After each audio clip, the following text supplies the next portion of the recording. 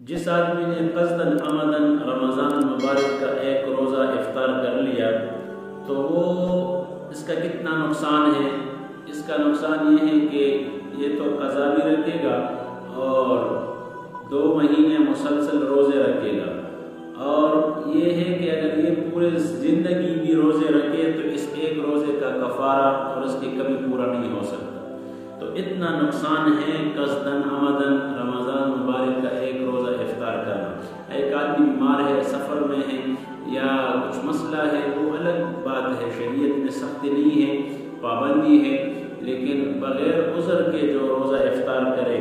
گرمی کی وجہ سے، دھوپ کی وجہ سے، اور کوئی اس طرح عذر نہ ہو اور ویسے ہی انہوں نے افطار کر لیا تو ان کا بہت بڑا خسارہ ہے، چاہے وہ ساری زندگی روزے رکھے، پھر اس ایک روزے کا وہ کفارہ اور اس کا وہ کبھی پورا نہیں ہو سکتا۔ تو لہذا رمضان مبارک کے روزے قصداً عمداً کا گناہ کبیرہ میں سے